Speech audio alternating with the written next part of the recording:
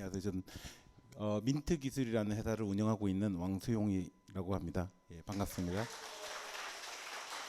어, 여러분들이 대충 짐작하셨겠지만 이렇게 제목에 어그로가 강하면 내용이 없다는 것은 잘 아시죠? 예, 그래서 제목이 다 했다. 그래서 어그로에 당했다 이렇게 생각하시면 되고요. 방금 하신 세션이 너무 정보가 유용해가지고 아주 유익한 정보를 많이 들었기 때문에 지금부터는 정보 없이 그냥 편하게 가겠습니다. 예, 그래서 잠깐 저희 회사 소개를 하는데 이게 그냥 빠르게 넘어가고 저희 혹시 컨텐츠 페이 들어보신 분 있어요? 예, KT에서 하는 건데 저희 앱스토어를 컨텐츠 페이로 구매하시면 아주 저렴하게 구매할 수 있습니다. 한번 다운 받아 보시고요. 저희 회사에서 만든 거고요. 그리고 이제 KT에서 또 하는 세이프트고라고 여러분들이 코로나 시국에 해외여행 가신 분이 있는지 모르겠는데 혹시 가셨다면 한 번쯤 써보셨을 수 있을 만한 앱입니다. 요거는 제가 직접 운영하는 또 다른 회사인데요. 이 보조 배터리 대여 서비스인데요. 요 서비스를 위한 앱 그리고 이것도 KT네요. KT에서 페이스타임 비슷하게 영상 통화 프로젝트가 있었는데 저희가 요거 이제 안드로이드 iOS 앱을 만들었는데 아쉽게도 이거는 서비스를 중지했습니다. 예, 그리고 혹시 보신 분이 있는지 모르겠는데 싱싱이라고 저기 모빌리티 앱을 갖다가 이제 저희가 만들었습니다. 그래서 대충 요거 그 현대자동차도 제트라고 서비스를 잠깐 하고 지금도 좀 조용히 하고 있는데요. 본격적으로는 하진 않았습니다. 그래서 이거 저희가 이거 만들고 인천공항에서 혹시 여러분들이 로봇 보시면 요거는 이제 iOS 아니고 안드로이드만인데요. 배가 이제 안드로이드 폰이죠. 예, 그래서 우리 이나영이 선전한 저기 뭐죠? 프라엘. 예, 요것도 이제 앱이 있는데 요런 것들을 만들었는데 대충 요 정도만 설명하고 넘어가겠습니다. 이 얘기를 왜 했냐? 이제 제가 다음부터 할 얘기는 그런 얘기는 그냥 블로그에나 혼자 쓰지 왜 이런 데 나와서 굳이 발표하냐 이런 얘기를 하실까봐 그냥 저희가 이제 많은 경험을 했으니까 좀 경험을 공유하고 싶다 이런 차원에서 뭘 했는지 이제 조금 보여드렸습니다. 그래서 민트 기술이라는 회사는 여기 아까 19살부터 이렇게 쭉 있다고 하셨는데 저희가 2000년에 설립이 됐어요. 그래서 저희 회사가 설립이 됐을 때 태어나지도 않은 분들도 있을 수 있을 것 같다.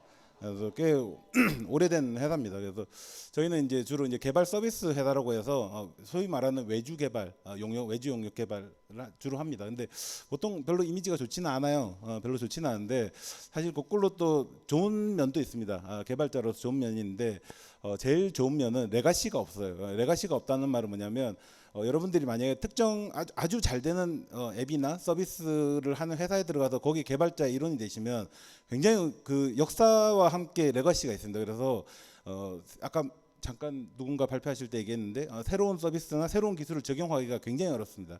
그 레가시에 묶여가지고 항상 발이 묶여 있고 거기에 이제 그러니까 새로운 걸 하기가 되게 어렵고 그 레가시에 묶이는 경우가 많은데 저희는 이제 프로젝트 단위가 한 뭐 짧게는 3개월, 길게는 한 9개월 정도 이 정도에서 움직이기 때문에 그걸 한번 끝나고 또 새로운 프로젝트 할 때 새롭게 항상 여러분들이 그 개발을 자주 하시면 저기 뉴 프로젝트 할 때가 기분이 제일 좋죠. 예, 가면 갈수록 기분이 나빠집니다. 그래서 저희도 프로젝트 할 때 마찬가지입니다. 프로젝트 할 때 프로젝트가 지나면 지날수록 기분이 나빠지고 뉴 할 때 굉장히 기분이 좋죠. 그래서 계속 새로운 프로젝트를 할 수 있다는 게 굉장히 저희의 장점이고요.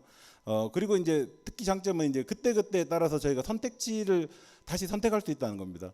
그래서 저희가 할 수 있으면 이런 것도 해봤다가 저런 것도 해봤다가 여러 가지 이런 기술적 변화가 있거나 트렌드의 변화가 있으면 저희가 이제 이런 시험을 해볼 수 있는 아주 이런 장점이 있습니다. 그래서 저희가 이제 꽤 오랫동안 다양한 실험들을 해왔는데 그런 걸 좀 공유를 해보도록 할게요.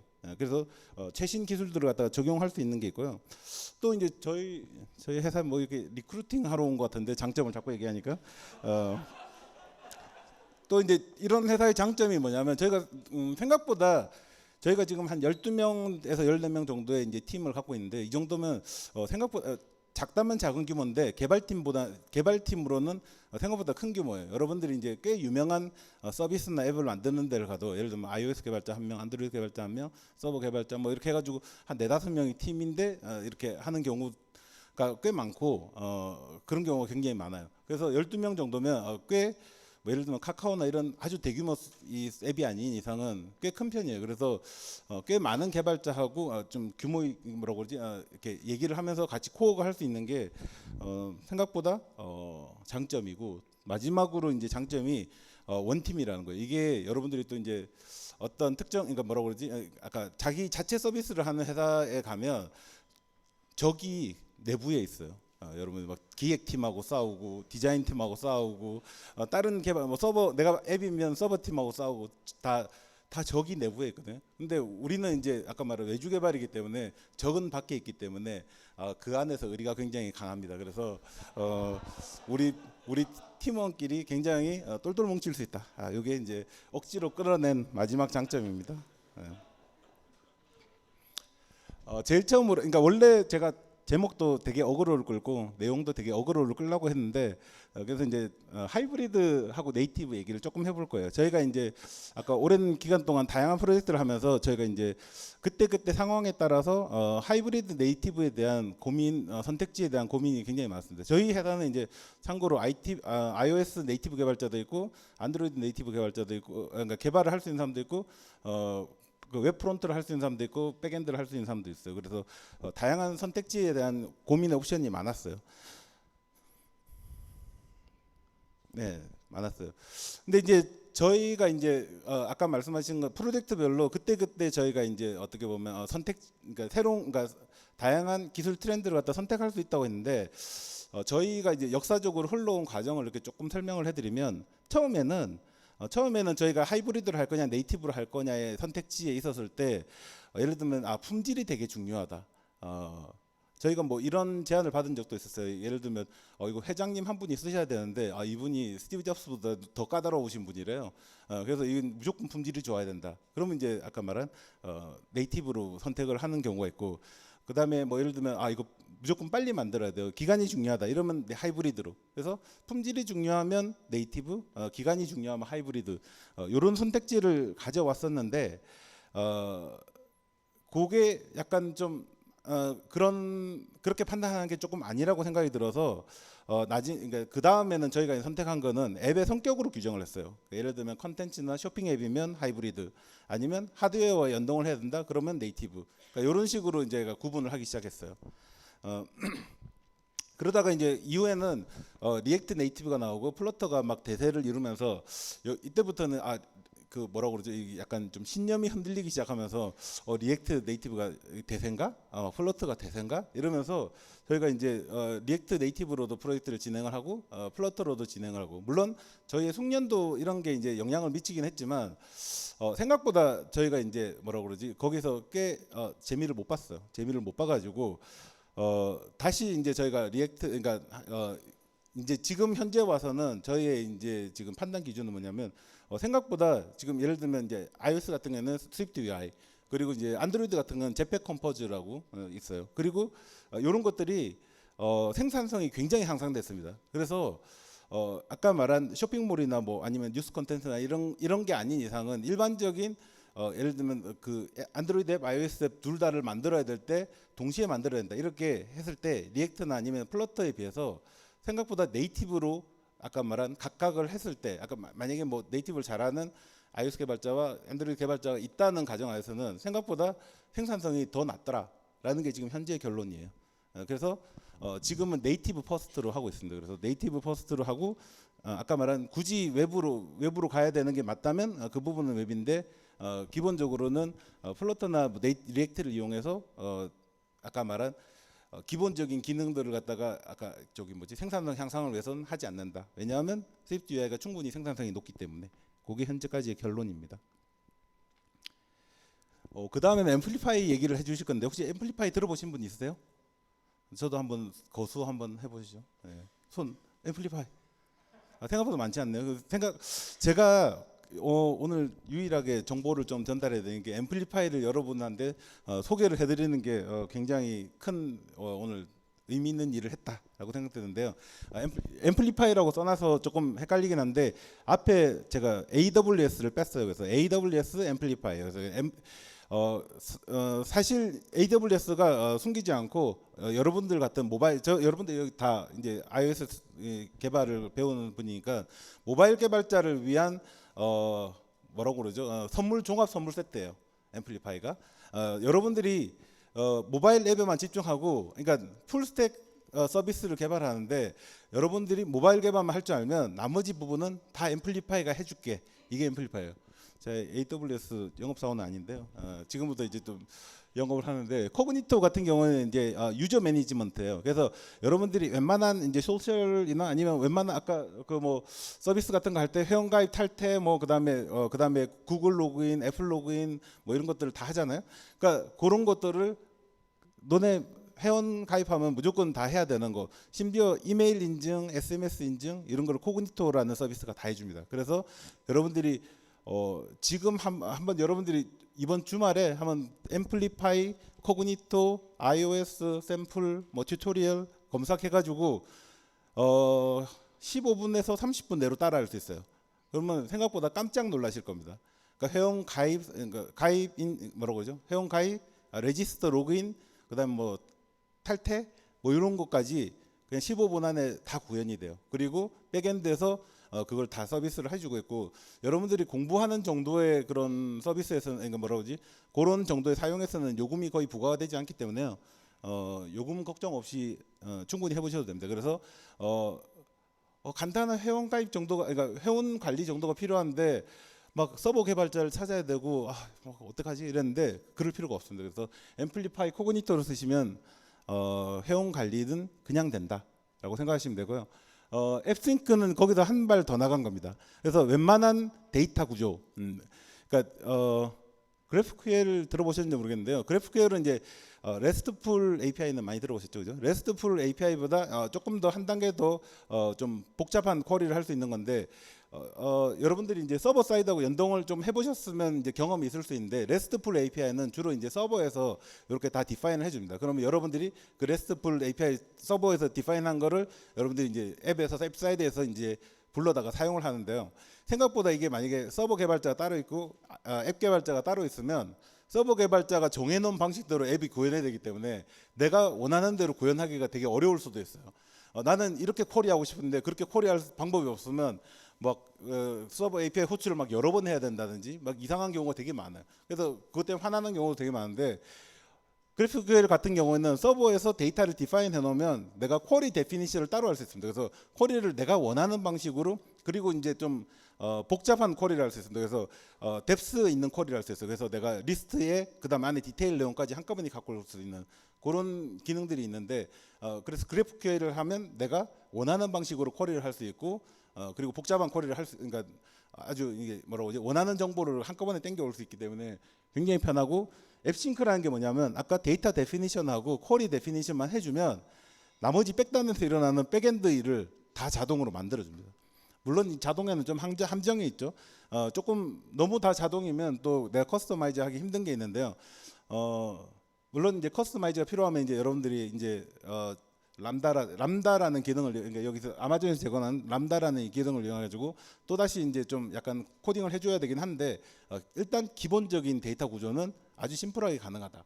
그래서 앱싱크를 이용하면 여러분들이 아까 코그니토와 앱싱크를 이용하면 여러분들이 기본적으로 유저를 매니지먼트하고 그리고 기본적인 데이터 아까 잠깐 얘기하신 가슴속 3,000원 이런 서비스를 할 때 아까 말한 유저를 관리하고 그다음에 그 데이터를 관리하는 거를 앱싱크를 하면 서버 사이드가 자동으로 이루어진다 이거고 앰플리파이 UI는 아까 그 코그니토 같은 경우에 유저 매니지먼트 할 때 이제 UI까지 제공해줘요. 그러니까 아까 내가 유저를 회원가입하고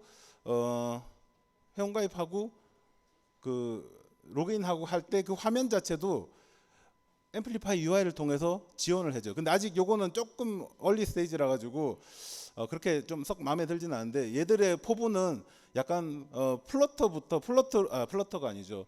피그마로 UI를 디자인하면 그거를 바로 임포트해가지고 막 하는 것까지 그림을 그리고 있는 것 같은데 아직 거기까지는 좀 완벽하게 되는 것 같지는 않아요. 근데 약간 웹사이트에서는 생각보다 앰플리파이 UI를 이용해서 아까 말한 데이터와 UI까지 인티그레이션 하는까지 생각하고요. 다이나모DB는 칸이 남아서 썼습니다. 백엔드가 다이나모DB예요. 그래서 궁극적인 저희가 이제 이 앰플리파이를 갖다가 저희는 올해부터 이제 시도를 하고 있었어요. 아까 말씀드렸지만 저희는 백엔드 개발자가 따로 있는데 이제 앰플리파이를 이용해서 지금 서비스를 구축하고 있는데 저희가 이제 소카라는 앱 아시죠? 자동 카 쉐어링 서비스 플랫폼인데 소카 비슷한 앱을 지금 만들고 있는데 요거를 백엔드를 풀 앰플리파이로 iOS는 스위프트 UI를 쓰고 안드로이드는 제팩 컴포즈, 그다음에 앰플리파이 이렇게 해서 지금 서비스를 갖다 올해 안에 구축하는 게 지금 이제 목표라서 지금 하고 있습니다. 그래서 이렇게 지금 진행을 하고 있고 플러스 이제 아까 웹도 개발해야 되기 때문에 리액트 자바스크립트를 이용해서 이제 관리자 화면이라든지 이런 것도 하고 있습니다. 그래서 저희 내부적으로는 이제 목표가 저희 회사 내 전체 개발자를 풀스택 개발자, 전체 올 멤버를 풀스택 개발자로 하는 게 목표예요. 그래서 여러분들도 오늘 얘기를 듣고 앰플리파이 샘플 한번 해보시고 풀스택 개발자를 한번 생각해 보시는 거를 약간 설득을 하러 왔어요. 설득하러 왔고 한번 해보시면 여러분들이 그래서 저희는 이제 궁극적으로는 백엔드 개발자를 없애는 게 목표고 프론트 개발자의 이제 그 자유도를 갖다가 굉장히 높이고 또 한 가지는 아까 말한 저희가 직접 백엔드를 개발하면 스케일러빌리티 문제가 굉장히 어려운 문제로 다가오는데 앰플리파이에서는 사실 스케일러빌리티 문제가 제일 쉬운 문제예요. 그래서 그런 장점이 있다. 지금부터는 꼰대주의입니다. 그래서 지금 이 다음부터는 꼰대 모드로 좀 얘기를 할 거라서 여러분들이 이제 꼰대주의. 그래서 여기서 꼰대 모드가 싫으시면 이제 귀를 막고 있으면 됩니다. 몇 가지 조언을 드리려고 하는데요.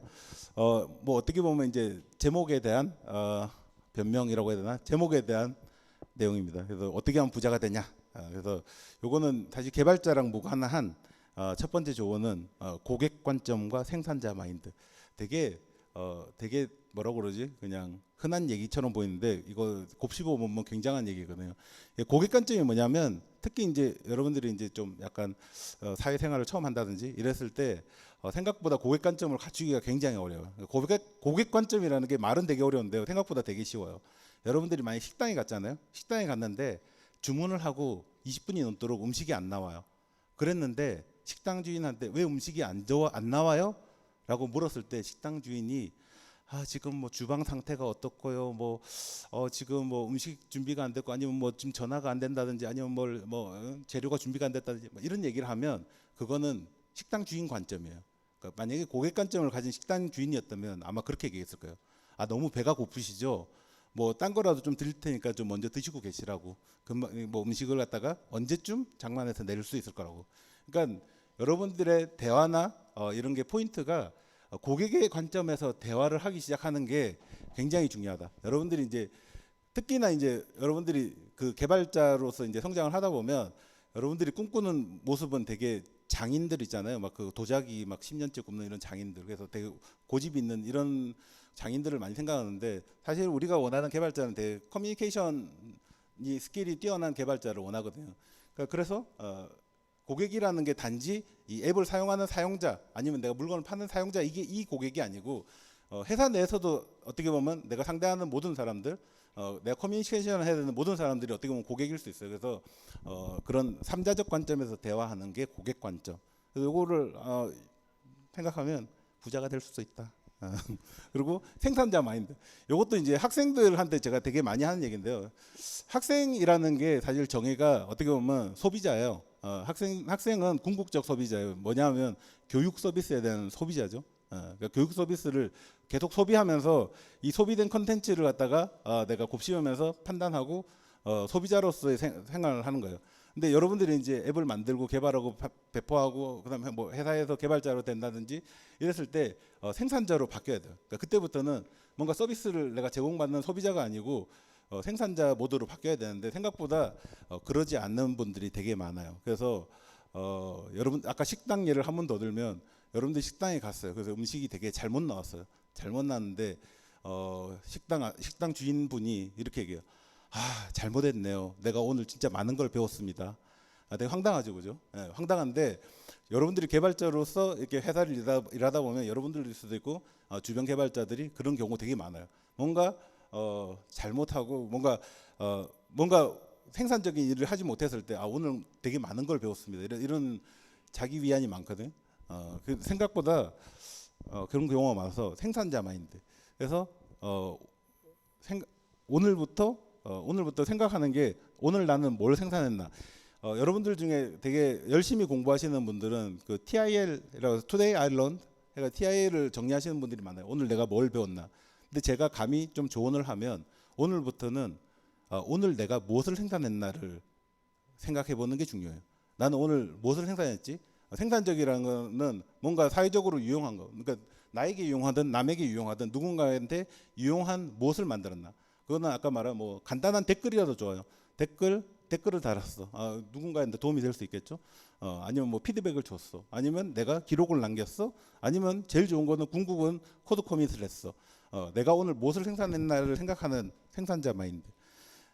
두 번째는 아까 앰플리파이 얘기랑 조금 결을 같이 하는 얘기인데요. 셀프 서피션시. 결국 이제 풀스택이 되라는 건데요. 요 얘기의 제일 중요한 건 뭐냐면 일단은 여러분들에게 이제 이 꼰대 모드로 하고 싶은 게 내 아이디어를 전체 풀리 구현하는 거를 한번 해보시는 게 되게 중요한데요. 처음부터 끝까지 내가 뭐 예를 들면 서비스, 이것도 세 번째랑 또 연결된 건데 서비스에 대한 아이디어가 있었다. 그랬을 때 생각보다 여러분들이 남의 도움을 받아가지고 예를 들면 남의 도움을 받아서 그거를 내가 생각하는 문제를 해결하기가 되게 쉽지 않아요. 이게 무슨 말이냐면 저도 아까 12명의 개발자를 데리고 있는데 제가 생각하는 아이디어가 있으면 이 12명의 개발자들을 시켜가지고 내가 생각하는 문제를 풀게 하기가 되게 어려워요. 이들의 동의도 있어야 되고 이들이 공감하는 것도 끌어내야 되고 이건 또 다른 문제예요. 굉장히 어려운 문제예요. 그래서 여러분들이 예를 들면 내가 서버가 부족하다, 디자인이 부족하다 이러면 디자이너를 구해서 해결하고 서버 개발자를 구해서 해결할 수 있다고 생각하지만 그렇지 않아요. 생각보다 그게 더 어려워요. 그러니까 개발을 직접 하는 것보다 그 개발자를 통해서 이끌어내는 게 더 그러니까 또 다른 문제예요. 어려운 문제예요. 그래서 여러분들이 지금 아까 말한 앰플리파이를 이용해서 내가 풀스택으로 그러니까 처음부터 끝까지 그러니까 예를 들면 안드로이드나 웹까지 만들 필요는 없어요. iOS를 이용해서 백엔드까지를 쭉 개발할 수 있으면 문제를 풀 수 있는 거죠. 그러니까 그 문제를 풀 수 있는 과정을 한번 하는 게 되게 중요하다. 여러분들이 이제 개발을 하다 보면 툴 스페셜리스트가 되고 싶은 욕구가 되게 강해요. 그러니까 나는 엑스코드나 스위프트에 대한 스페셜리스트가 돼서 그거를 하나를 갖다 깊게 파고 싶다 이런 생각이 많거든. 그것도 궁극적인 지향점이 맞는데 그 전에 일단은 아까 말한 한번 내가 전체 서비스에 그러니까 아이디어부터 서비스에 대한 구현까지를 한번 이루는 과정 이게 굉장히 중요한 과정이다. 그래서 그걸 한번 꼭 경험해 보셔라라고 조언을 드리고 싶은 거고 마지막으로 문제 해결사라고 한 게 아까 방금 얘기한 것처럼 프로블럼 솔버라고 그러죠. 그러니까 문제에 포커스를 해야. 그러니까 여러분들이 이제 이게 특히나 우리가 iOS나 애플을 공부하다 보면 많이 빠지게 되는 문제인데요. 애플이 워낙 디자인적으로 훌륭한 이런 앱들이나 서비스를 만들어내고 이러니까 나도 애플처럼 만들고 싶다. 나도 저렇게 멋지고 좀 와하는 걸 만들고 싶다. 이런 욕구가 되게 많아요. 그래서 너무 거기에 포커스를 한 나머지 되게 본질을 잃어버리는 경우가 많아요. 내가 풀려고 하는 문제가 뭔지 이걸 까먹는 경우가 되게 많아요. 그래서 애플이 만들어낸 특정 피처나 기능을 갖다가 막 보여주고 싶고 구현하고 싶고 사실 그건 하나의 도구일 뿐인데 거기에 빠질 경우가 많아요. 사실은 애플 휴먼 히그라고 그러죠. 휴먼 인터페이스 휴먼 디자인가요? 휴먼 인터페이스 가이드라인 읽어 보시면 사실 그러지 말라고 얘기가 줄줄이 계속 나와 있어요. 계속 나와 있기 때문에 문제에 포커스하고 그리고 다 이유 있는 디자인이어야 돼요. 그러니까 이쁜 디자인 지금도 막 예를 들면 여기 막 이렇게 벽이 막 곡면으로 돼 있는데 그냥 이쁘게 하기 위해서 한 게 아니고 여기에 대한 설명을 해줄 수 있어야 돼요. 왜 이렇게 했는지 뭔가 이건 설명이 안 될 것 같긴 한데. 네. 근데 보통 막 그 건축 같은 걸 보면 되게 굳이 힘들게 막 구현한 경우가 많아요. 근데 그게 다 알고 보면 다 이유가 있어요. 네.